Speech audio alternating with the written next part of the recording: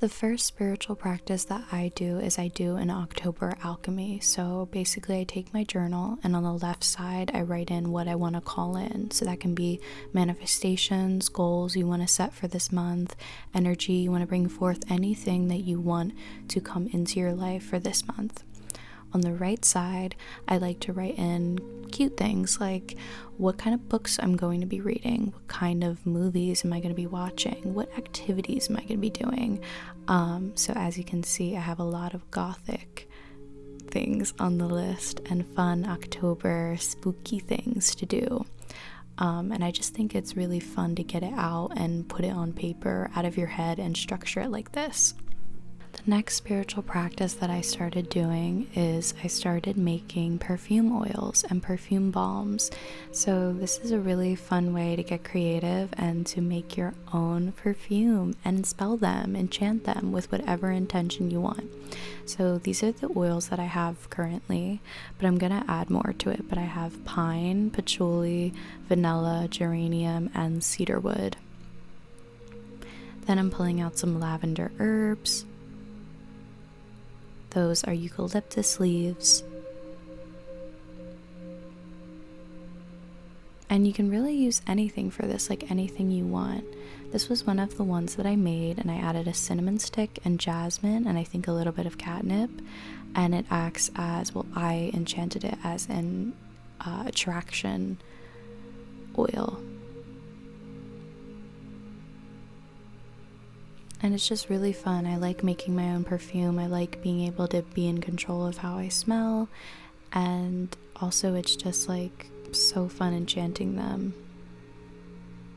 So now I'm just adding it to my pressure points or my pulse points.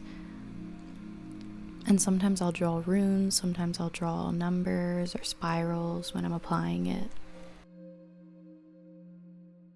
This is a perfume balm that I made previously. It's got rosemary in it, it's got eucalyptus leaves, it's got a lot of herbs, but it's so cute. And I enchanted it while listening to Fleeting by Sarah Kinsley, and it is my movement intention. Like I enchanted it like to make me move and make me feel how that song makes me feel, and just it's like an ease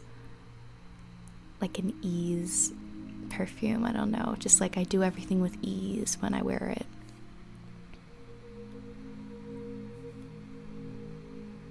Now I'm just doing my usual little perfume spray all over. I do my rose water, and I have my gardenia perfume. Okay, now I'm gonna show you how to make your own perfume oil. So the first thing that I do is I like to cleanse the bottle with my incense. This is my shooting star incense, but you could do whatever you want. I feel like it does make the bottle smell like that, so it probably will smell like your incense a little bit, and if that troubles you, then maybe don't do that, but I don't mind, and I think it like cleanses the energy of the bottle and everything, so I like to do it. Now I'm taking my journal out and I'm like looking over and really like sitting with everything that I had wrote in my call in on my what I wanted to call in. I'm really trying to get in the headspace of it and basically enchant this perfume with what I wanted to. Everything I wrote on that list, I want to enchant this perfume with that. So I'm just like hyper focusing on it because I have trouble really focusing when I'm like on camera. It's a little difficult for me to do spell work on camera. This is also my new journal that I love. Now I'm taking out my book of shadows where I write down like all the ingredients that I use in my spells, every spell that I ever do, and I'm writing down everything that I'm going to try to enchant into this perfume, or everything that every intention that I want to put into this perfume. I'm writing it down just so I remember, just so I'm reminded when I can look at it, in case I forget, but in case I want to make it again as well. So now I'm lighting my incense and I'm going to be cleansing the space, my altar, and my perfume oil container, physically that container with it.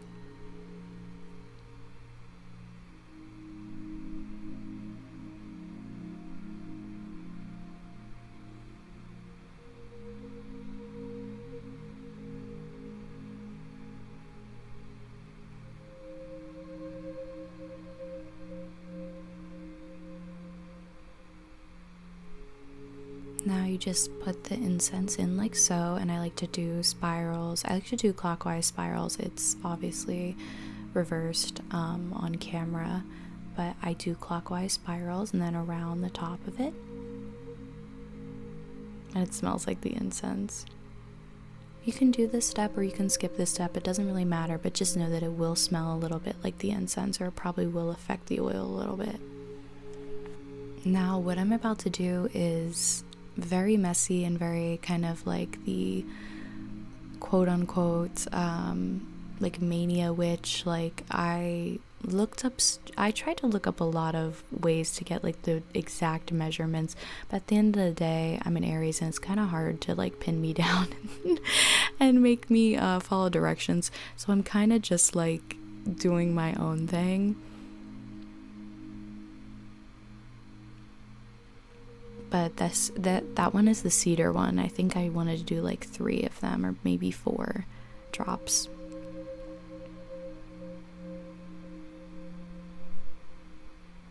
And then just like as I make it, I just smell it and see if it smells good enough for me to keep going or add anything to it. Obviously there's like easier ways to do this, and you can get the perfume papers and like try them out and everything. I did do that prior to this, but I don't know, I kind of wanted to do it like in the moment and just like create it. And then this is the patchouli oil.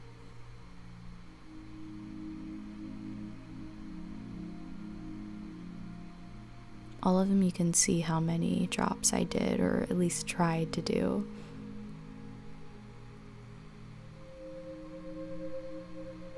This is the pine oil. I was really excited to buy pine because every perfume that I have of pine I really enjoy. So I was like, I need to get pine, or even the candles that I have with pine in them. I was like, I need this. Now this is the vanilla. And I'm probably going to add a lot of the vanilla. I'm like, 5. There's no like prior thought going into this. It's literally just in the moment. I'm like, alright, I feel like I'm going to do 5. Then I'm adding some lavender herbs. I like to mix it up and add like physical herbs. I liked adding the cinnamon. I'm going to do that again, definitely, because I really like that spell oil that I have with the cinnamon. Now this is just a funnel that I had bought. It doesn't really work that well, and you'll see why. But yeah, if you can get like a actually cooperating funnel, it is probably a good investment if you're going to add like herbs and things. So I bought 2 types of oil. I bought sweet almond oil, and then I bought jojoba oil, and then this is vitamin E to make your like skin smooth, I believe. So I'm adding a little bit of the vitamin E oil, and then I'm going to add the sweet almond oil. But make sure if you are making these essential oils to look up the proper measurements, but basically you should have a little bit of essential oil into whatever you're making, and then you need a carrier oil, which is this sweet almond oil or the jojoba oil or whatever you would like, but you need a carrier oil to dilute it, I believe. Like dilute, like it can't go directly like on your skin. It needs to be diluted, if that's the right term. For this one, I still haven't used jojoba oil yet. I haven't tried that one yet, but I used the sweet almond oil for all of my oils and balms that I've made so far. Now I'm just adding in a little bit of the vitamin E But yeah, if you're like me and you're someone who just kind of does a little bit of whatever without like, I don't know, I'm just like kind of a chaotic witch. Like, I don't know how to explain it. Like, I hate like looking up things, and I did look up a lot, but I was just like, at the end of the day, I was like, all right, I'm gonna make it, and like if it works, it works. And I'm someone who has like extremely sensitive skin, so I was like, okay, if I like have a rash, then like I know like I'll actually have to look things up. That's literally how I live. But so far I haven't had a rash, so I'm like, all right, it's fine. And I'm like the craziest sensitive person. After the oil was finished, I put the top in, and it actually was the perfect amount. The first time I did it, I like was way overfilled. Like, I don't know how I did it perfect this time, but after it's done, I just stored it in a cool, dry, dark place for 2 days. I didn't touch it. And then within the last day of the 2 days, or maybe it was 3, it was the harvest moon, and I put it outside with my moon water and my crystals, and I charged it with the moon, and then I brought it in, and then I started using it. But yeah, that is how to make a perfume oil, like an enchanted perfume oil. I've been watching a lot of Gilmore Girls. I've been rewatching, and we just got to Jess, and I'm so excited because I'm a Jess girl. Comment down below what girl you are. If you guys would like a more in-depth video, like hands-on video of me making the perfume balms, I will do that. But it was my first time making it, and it was kind of, everything was happening at once and I couldn't really record it, but it was really fun and I love them, and they came out so good and cute. And yeah, just let me know if you want to see them, because perfume balms are so cool.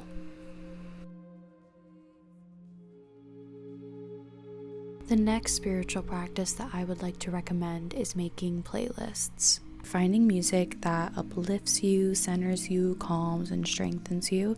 I have a specific shower cleanse playlist that I filled with really nice songs that I feel like recharge my energy at the end of the day. So when I'm in the shower and I'm playing these songs, I imagine the water cleansing me, recharging me, taking all the energy and dirt and who knows what off of me. Music is a really big part of everything in my life, so I really recommend like taking the time and finding new music or making cute playlists or even Pinterest boards.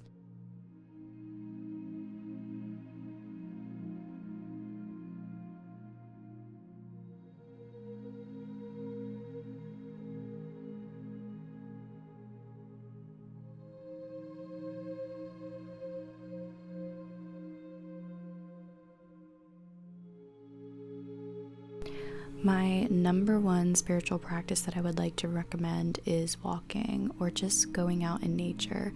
When people tell you to touch grass, they really do mean it. Like, genuinely, going outside is so important for the soul.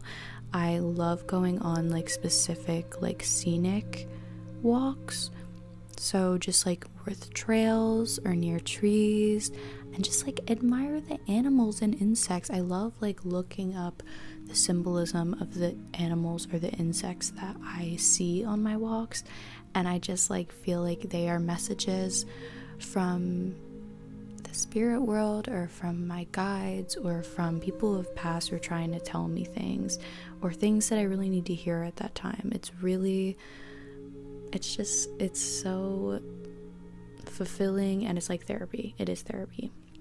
But yeah, go to like a trail, or like near a body of water. You go to a creek, a lake, the ocean, or like a falls situation. Another spiritual practice that I have started doing, and it really has helped me relax and just calm down and really lower my cortisol levels. Meditating before bed and as soon as I wake up. So the last thing I do after I am done with my phone, I put my phone down and I meditate. I like to use this girl, I think her name is Idia ASMR. Oh my god, I love her. I am her biggest fan. She is amazing. I owe her everything. I use her to meditate and I go to bed with her. I sleep to her ASMR. And then on mornings where I'm like, I don't want to say like on mornings, because I've tried to do this every day. I've like attempted to do this every day, and it actually really is like beneficial for me. So in the morning I put her on, and before I get up out of bed, before I do anything, I like calm down my body and relax, and that's the first thing I do. I also like to put my selenite on my chest, and I just like breathe, take deep breaths, and imagine it cleansing me, and just like also taking out all the energy from the day or from whatever happened throughout the night. But yeah, those are really, meditating is really beneficial and lovely, and I really recommend it.